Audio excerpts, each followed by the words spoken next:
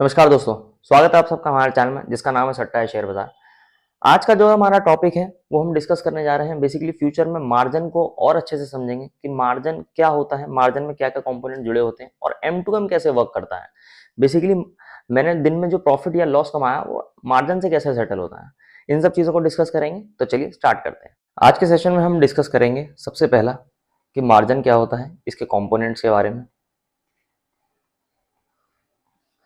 M to M क्या होता है, ये अक्सर टर्म आपने सुनी होगी मार्केट में, नहीं सुनी तो फ्यूचर की एक बहुत ही फेमस टर्म है M to M, mark to market. इसको समझेंगे ये क्या होता है, इसके एग्जाम्पल को डिस्कस करेंगे और रोल ओवर के बारे में पता करेंगे रोल ओवर क्या होता है और कैसे हम उसको एक्सपायरी में यूज करते हैं।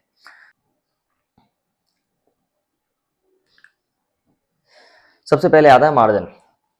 फ्यूचर में हमने जब भी पहले सेशन से हम मार्जिन मार्जिन का जिक्र करते जा रहे हैं, तो आज हम समझेंगे मार्जिन को थोड़ा डिटेल में। देखिए, मैंने आपसे कहा था कि अगर मुझे फ्यूचर का कोई लॉट खरीदना है, पहले सेशंस के एग्जांपल में मैंने आपको कहा था कि कॉन्ट्रैक्ट वैल्यू होती है, एक कॉन्ट्रैक्ट वैल्यू होती है अंडरलाइन की वैल्यू या इंस्ट्रूमेंट की वैल्यू, और उसमें क्वांटिटी। तो ये हो जाती है कॉन्ट्रैक्ट वैल्यू। इस कॉन्ट्रैक्ट वैल्यू में जब मैं परसेंटेज ऑफ मार्जिन लगाता हूं तो मेरा मार्जिन आ जाता है मार्जिन इनटू में कॉन्ट्रैक्ट वैल्यू, तो मेरे पास मार्जिन का एक अमाउंट आ जाता है।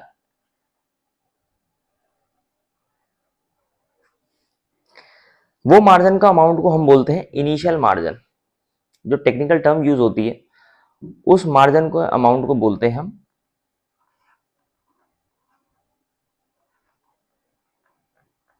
Initial margin. अब इस इनिशियल मार्जिन में दो कंपोनेंट जुड़े होते हैं। Basically initial margin is equals to span plus exposure margin.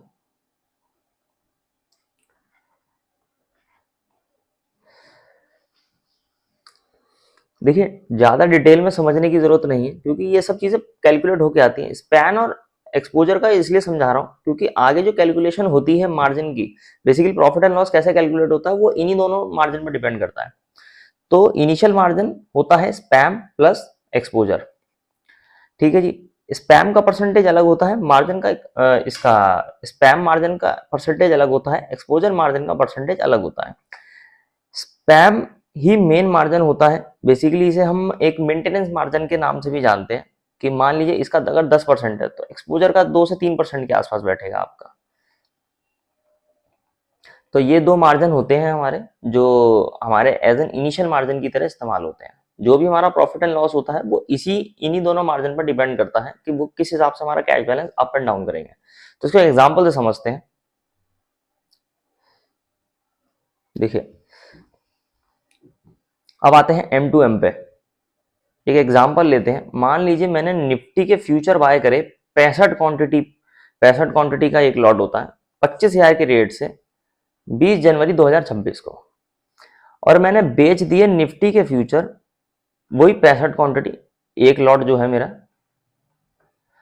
25,200 के रेट से 23 जनवरी 2026 को। तो मेरा नेट प्रॉफिट कितना हुआ? 25,200 माइनस 25,000, मैंने 200 रुपये कमाए एक क्वांटिटी पर, इनटू में 65 क्वांटिटी, ये हो गए मेरे 13,000 रुपये मैंने प्रॉफिट किया। ठीक है जी। अब 20 जनवरी से 23 जनवरी, बेसिकली 20 को मैंने बाय किया और 23 को मैंने स्क्वायर ऑफ किया, या हम कह सकते हैं सेल किया इसी पोजीशन को। अब मेरा नेट प्रॉफिट तो 13,000 है, लेकिन जो एम टू एम है, मार्क टू मार्केट, ये कैसे वर्क करता है? ये ऐसे वर्क करता है, पहले दिन मान लेते हैं 20 तारीख को, जिस दिन मैंने ट्रेड ली थी, मैंने 25,000 के प्राइस पर बाई किया, क्लोजिंग प्राइस हुआ 25,100। 21 तारीख को 25,250, 22 तारीख को 25,150, 23 तारीख को 25,200। अब जो M2M वर्क करेगा वो ऐसे वर्क करेगा, पहले दिन मैंने 100 रुपए कमाए, बेसिकली क्लोजिंग प्राइस आप देख रहे हैं 25,000 और 25,100, क्लोजिंग प्राइस जो था वो 25,100 हो गया। 25,100 माइनस 25,000 मैंने कमाए 20 तारीख को 100 रुपए एक क्वांटिटी पर, इनटू में 65 मैंने टोटल कमा लिए 6500 रुपए। ये 6500 रुपए मेरे मार्जिन में ऐड हो जाएंगे। मेरा जो भी मार्जिन होगा, मान लीजिए 2 लाख का मार्जिन है मेरा, तो 2,65,100 रुपए मेरे मार्जिन में ऐड हो जाएंगे।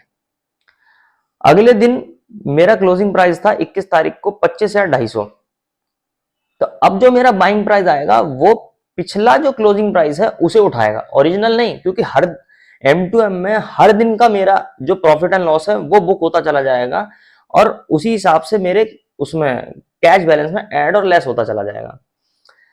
आप कहेंगे सर हर दिन की क्लोजिंग, हाँ जी हर दिन की क्लोजिंग का प्रॉफिट, क्योंकि एक ब्रोकर के पॉइंट ऑफ व्यू से आप देखेंगे तो आपको पता चलेगा कि जो मैंने सबसे पहले सेशन में बताया था कि डिफॉल्ट होने के चांसेस बहुत कम है। फॉरवर्ड कॉन्ट्रैक्ट्स में डिफॉल्ट के चांसेस ज्यादा होते हैं, फ्यूचर कॉन्ट्रैक्ट में क्योंकि फॉरवर्ड का ही एक ये समझ लीजिए बिल्कुल स्टैंडर्डाइज वर्जन है, तो इसमें डिफॉल्ट के चांसेस लो होते हैं। तो पहले ही जो मार्जिन है हर दिन का आपका ब्रोकर बुक करता हुआ चला जाएगा, जो आपका प्रॉफिट एंड लॉस है। बेसिकली होगा क्या, मेरी जेब, मैंने अगर 6500 रुपए कमाए हैं तो मैंने किसी की जेब से 6500 रुपए गए हैं, तो उसके बैलेंस में से उतने पैसे कट जाएंगे और मेरे में ऐड हो जाएंगे। सेम यही हर दिन की हर क्लाइंट की सेटलमेंट होती है। अगले दिन पे आते हैं, मान लीजिए 250 रुपए, 25,000 250 रुपए और 25,000 100 रुपए, तो मैंने 150 रुपए कमाए 65 की क्वांटिटी पे, प्रॉफिट हो गया 9750, टोटल इन दोनों का प्रॉफिट होके हो गया 16,250 रुपए। बेसिकली अगर मेरा 2 लाख का मार्जिन जमा हुआ है तो मेरे पास जो इस दिन पर कैश बैलेंस शो करेगा वो करेगा 2,16,250 रुपए कि जी आपके पास इतने पैसे आ गए। अब आते तीसरे दिन पर, यहां देखिए ये लॉस हुआ मेरे को, बेसिकली 25,150, अभी मैं नेट में प्रॉफिट में ही हूं 150 रुपए, लेकिन क्योंकि मुझे दिन का कैलकुलेट करना है तो पिछले दिन मेरा जो प्राइस था क्लोजिंग प्राइस वो था 25,250, वो बायम बन जाएगा, और जो इस तीसरे दिन का क्लोजिंग है 25,150, इससे मेरा प्रॉफिट एंड लॉस कैलकुलेट होगा जो आएगा 100 रुपए लॉस में, 100 रुपए 65 क्वांटिटी पे लॉस, तो 100 रुपए मेरे इससे डिडक्ट हो जाएंगे। तो अब जो मेरा प्रॉफिट शो होगा वो होगा 2,09,750। बेसिकली जो मार्जिन में शो होगा मेरे कैश बैलेंस वो इतना होगा। अब आते हैं लास्ट डे पर, जब मैंने क्लोज कर दिया इसी प्राइस पर 25,200, 25,200 में से 150, बेसिकली 50 रुपए का प्रॉफिट हुआ, 3,250।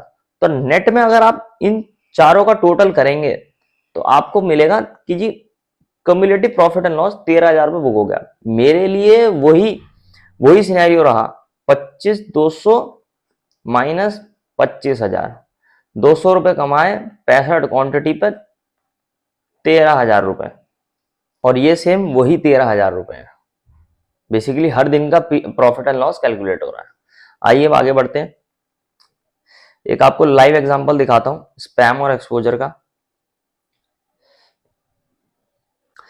देखिए हर ब्रोकर अपना अपना मार्जिन कैलकुलेटर देते हैं और मोर और लेस सबके सेम ही होते हैं क्योंकि मार्जिन की कैलकुलेशन सेम रहती है।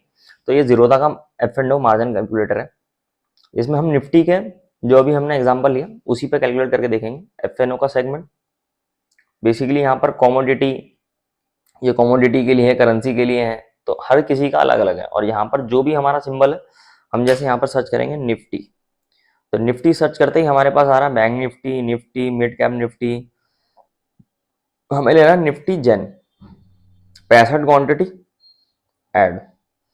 जैसे ही मैंने ऐड किया, आप देख रहे हैं मेरे पास जो स्पैम आ रहा है वो आ रहा है 156,168,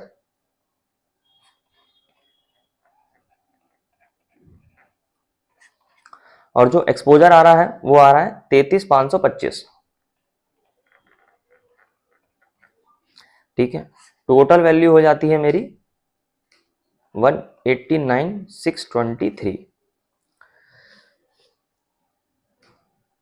सॉरी 693। अब इसमें कॉन्ट्रैक्ट वैल्यू क्या रहेगी मेरी, लगभग लगभग जो प्राइस चल रहा है वो चल रहा है 25,880। 25,880 इंटू में 65 क्वांटिटी, तो मेरे पास जो वैल्यू निकल के आएगी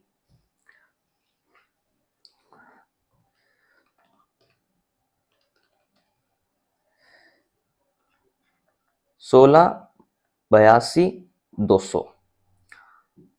अब आप इसकी परसेंटेज लगाएंगे तो लगभग लगभग ये 9.31 बैठेगा और एक्सपोजर लगभग लगभग 2% बैठेगा।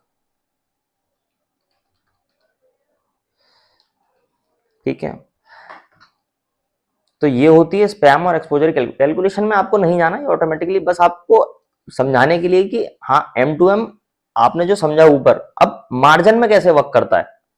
बेसिकली आपने देख लिया कि दिन का प्रॉफिट जो है वो M2M कैलकुलेट करेगा मार्क टू मार्केट कि जितना आपने कमाया, लेकिन आपके इस एक्सपोजर में से कैसे कम ज्यादा होगा। आपने मान लीजिए ये पैसा ब्लॉक कर लिया आज ब्रोकर ने, आपने फ्यूचर का लॉट खरीदा 1,89,693 पे उन्होंने आपके मार्जिन ब्लॉक कर दिया, लगभग लगभग 2 लाख का। अब आप हर दिन जब कमा रहे हैं या लॉस हो रहा है तो वो आपके मार्जिन को कैसे इफेक्ट कर रहा है। बेसिकली कभी प्राइस बहुत ज्यादा नीचे गिर गया, बहुत ज्यादा ऊपर चला गया, तो लोग डिफॉल्ट से कैसे बचते हैं इस कैलकुलेशन से। बेसिकली ब्रोकर जो है वो अपने आप को सेव कैसे करता है इस मार्जिन से। देखिए ये एक एग्जांपल, वही वाले एग्जांपल को कंटिन्यू करते हैं। बेसिकली मान लीजिए 25,000 पे मैंने बाई किया, हर दिन का मैंने क्लोजिंग प्राइस दे रखा है, यहाँ पर आप देख सकते हैं। ठीक है, ये है कॉन्ट्रैक्ट की वैल्यू, हर दिन की कॉन्ट्रैक्ट की वैल्यू। ये आ गया स्पैम जो कि हमारा 9.31%, एक्सपोजर 2%। पहले दिन जो मेरा कैलकुलेट हुआ 25,000 के रेट पर, टोटल मार्जिन आया 183 और कैश बैलेंस भी उतना ही था। तो अभी मेरे पास इतना ही मार्जिन चल रहा है, इतना ही कैश बैलेंस चल रहा है। अगले दिन का क्लोजिंग प्राइस है 25,100 रुपए, कॉन्ट्रैक्ट की वैल्यू चेंज हो गई, स्पैम मार्जिन चेंज हो गया, एक्सपोजर मार्जिन चेंज हो गया और टोटल मार्जिन भी चेंज हो गया, और मेरे पास 6500 रुपए मैंने कमा लिया और मेरा कैश बैलेंस होगा इतना। अब आप एक चीज देखिए, मेरा टोटल मार्जिन की रिक्वायरमेंट है 2,03,000 और मेरा कैश बैलेंस है पिछले वाले कैश बैलेंस में प्रॉफिट जोड़ के 1,90,288 रुपए। आप कहेंगे कि मार्जिन से कम कैसे हो सकता है। देखिए यहां दिक्कत ब्रोकर को क्यों नहीं आएगी, ब्रोकर की कैलकुलेशन में दो चीज चलती हैं। सबसे पहला कि आपका कैश बैलेंस आपके टोटल मार्जिन से कितना डिफरेंस आ रहा है। दूसरा मान लीजिए ये देखिए यहाँ पर अगर 13,650 का डिफरेंस आ रहा है, आप कहेंगे वो तो हमसे पैसे मांगने लग जाएगा कि जी आपके पास टोटल मार्जिन की रिक्वायरमेंट ज्यादा और कैश बैलेंस कम है। यहाँ रोल आता है हमारे स्पैम का, वो सॉरी स्पैन मार्जिन का। जो ब्रोकर है वो हमेशा ये चेक करता है कि आपका कैश बैलेंस और स्पैन मार्जिन में डिफरेंस कितना है। अगर उसमें डिफरेंस नेगेटिव नहीं जा रहा, बेसिकली मान लीजिए मेरा स्पैन है 1,22 और मेरा कैश बैलेंस है 1,90, तो जब तक कैश बैलेंस मेरा स्पैन से ऊपर चल रहा है तब तक वो मुझे कॉल नहीं करेगा कि जी पैसा और डालो या तो अपनी पोजीशन को स्क्वायर ऑफ करो। तो जैसे जैसे मेरा प्राइस बढ़ कम रहा है और मेरा डिफरेंस कैश और स्पैन का पॉजिटिव है, तब तक कोई दिक्कत नहीं है। इसी एग्जांपल को आगे लेते हैं, एक हाइपोथेटिकल सिचुएशन लेते हैं। मान लीजिए 2 फरवरी को मेरा प्राइस निफ्टी एकदम से 1,500 पॉइंट नीचे आ जाती है।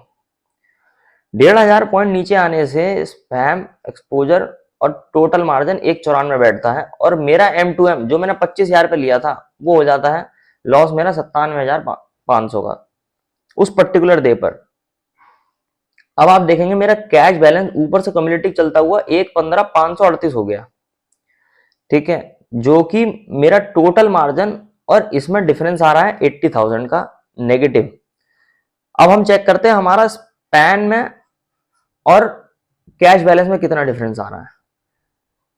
स्पैन है मेरा 1,16 और कैश बैलेंस हो गया मेरा 1,15, बेसिकली मेरा कैश बैलेंस मेरे स्पैन से कम हो गया है। यहाँ पर ब्रोकर मुझे कॉल करेगा और बोलेगा या तो आप पैसा और ऐड करो या फिर अपनी पोजीशन को, मैं आपकी पोजीशन को स्क्वायर ऑफ कर दूंगा, अपने आप खुद करो, नहीं तो मैं स्क्वायर ऑफ कर दूंगा।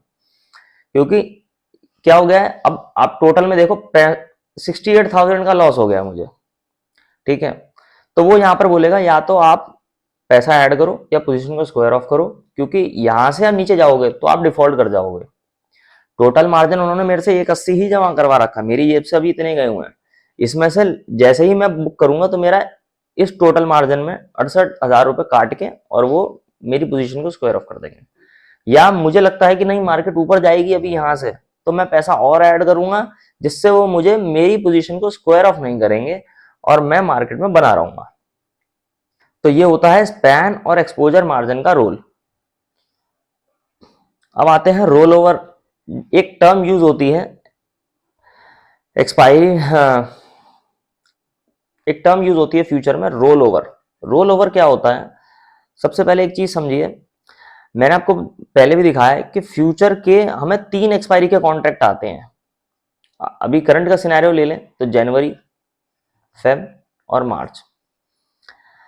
मान लीजिए मुझे लगता है कि मार्केट की पोजीशन जनवरी में ही मेरे को वो टारगेट अचीव कर देगी, तो मैंने जनवरी का ले लिया। फरवरी की लगती है तो फरवरी का ले लूंगा, मार्च की लगती है तो मार्च का ले लूंगा।